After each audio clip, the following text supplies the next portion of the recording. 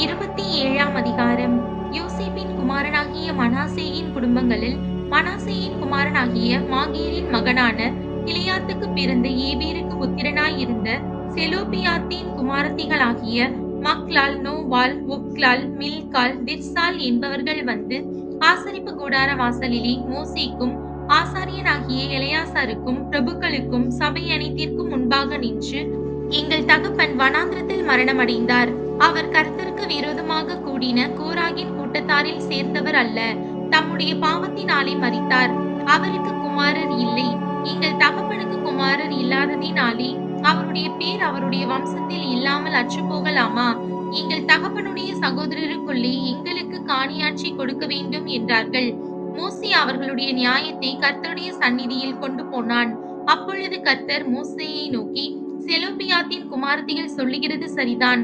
அவர்களுக்கு அவர்கள் தகப்பனுடைய சகோதரருக்குள்ளே சுதந்திரம் கொடுக்க வேண்டும்.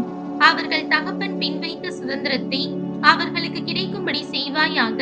மேலும் நீ இஸ்ரவேல் புத்திரரை நோக்கி, ஒருவன் குமாரர் இல்லாமல் மரித்தால் அவனுக்குரிய சுதந்திரத்தை அவன் குமாரத்திக்கு கொடுக்க வேண்டும்.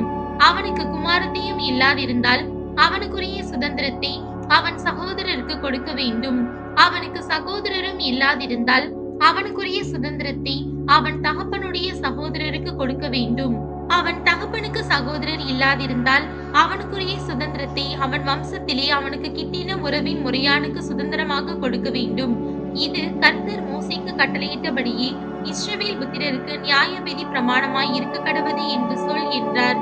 பின்பு கர்த்தர் மோசேயை நோக்கி, நீ இந்த அபாரிம் மலையில் ஏறி நான் இஸ்ரவேல் புத்திரருக்கு கொடுத்த தேசத்தை பார்.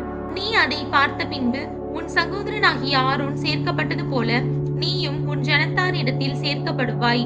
சபையார் வாக்குவாதம் பண்ணின சீன் வனாந்திரத்தில் தண்ணீருக்கு அடுத்த விஷயத்தில் அவர்கள் கண்களுக்கு முன்பாக என்னை பரிசுத்தம் பண்ண வேண்டிய நீங்கள் என் கட்டளையை மீறினீர்களே என்றார்.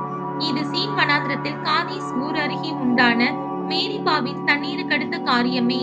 அப்பொழுது மோசே கர்த்தரை நோக்கி, கர்த்தருடைய சபை மேய்ப்பன் இல்லாத மந்தையை போல் இராதபடிக்கு அந்த சபைக்கு முன்பாக போக்கும் வரத்துமாய் இருக்கும்படிக்கும் அவர்களை போகவும் வரவும் பண்ணும்படிக்கும் மாம்சமான யாவருடைய ஆவிகளுக்கும் தேவனாகிய கர்த்தர் ஒரு புருஷனை அவர்கள் மேல் அதிகாரியாக ஏற்படுத்த வேண்டும் என்றான். கர்த்தர் மோசேயை நோக்கி, ஆவியை பெற்றிருக்கிற புருஷனாகிய யோசுவா என்னும் நூனின் குமாரனை நீ தெரிந்து கொண்டு அவன் மேல் உன் கையை வைத்து அவனை ஆசாரியனாகிய எலெயாசாருக்கும் சபை அனைத்திற்கும் முன்பாக நிறுத்தி அவர்கள் கண்களுக்கு முன்பாக அவனுக்கு கட்டளை கொடுத்து, இஸ்ரவேல் புத்திரராகிய சபையார் எல்லாரும் அவனுக்கு கீழ்ப்படியும்படிக்கு உன் கணத்தில் கொஞ்சம் அவனுக்கு கொடு. அவன் ஆசாரியனாகிய எலெயாசாருக்கு முன்பாக நிற்க கடவன். அவன் நிமித்தம் அந்த ஆசாரியன் கர்த்தருடைய சன்னிதானத்தில் வந்து ஊரீம் என்னும் நியாயத்தினாலே ஆலோசனை கேட்க கடவன்.